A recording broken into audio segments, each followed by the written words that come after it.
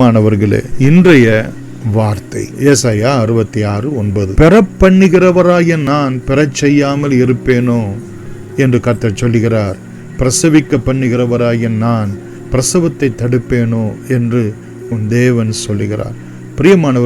பிரியமானவர்களே, ஒருவனை அவன் தாய் தேற்றுவது போல நான் உங்களை தேற்றுவேன், நீங்கள் எருசலேமிலே தேற்றப்படுவீர்கள் என்று ஆண்டவர் தேற்றுகிற தெய்வம் என்றும், ஸ்திரியானவள் தன் கற்பத்தின் பிள்ளைக்கு இறங்காமல் தன் பாலகனை மறப்பாளோ, அவள் மறந்தாலும் நான் உன்னை மறப்பதில்லை என்று சொன்ன தேவன்.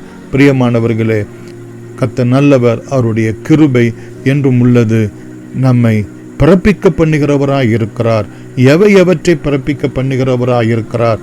அவருடைய தயவுள்ள சித்தத்தை இந்த பூமியிலே நிறைவேற்றும்படியாய், அவருடைய நாமத்தை இந்த பூமியிலே மகிமைப்படுத்தும்படியாய், அவருடைய ராஜ்யத்தை இந்த பூமியிலே கட்டும்படியாய் ஒரு சாமுவேலை பிறப்பிக்க பண்ண, ஒரு ஈசாக்கை பிறப்பிக்க பண்ண, ஒரு யோசேப்பை பிறப்பிக்க பண்ண, ஒரு தானியேலை பிறப்பிக்க பண்ண, ஒரு பவுலை பிறப்பிக்க பண்ண அவரால் கூடும். அவர் அதை பெறச் செய்யாமல் இருப்பாரா? கிறிஸ்துவுக்குள் பிரியமானவர்களே, அவருடைய வாக்கு தத்தங்கள் எல்லாம் ஆம் என்றும் ஆமேன் என்றும் இருக்கிறது. அதை கிறிஸ்துவுக்குள் அவர் நமக்கு நிறைவேற்றுவார். தேவனாலே எல்லாம் கூடும், அவராலே கூடாத காரியம் ஒன்றும் இல்லை. அவர் சொல்லியும் செய்யாதிருப்பாரா? ஆதலால் நாம் விசுவாசிப்போம்.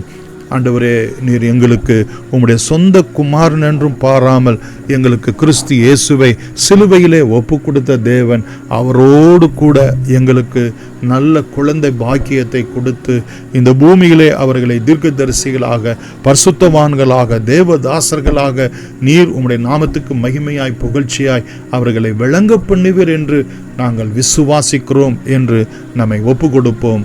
கர்த்தர் ஆசீர்வதிப்பாராக. ஆமென். God bless you.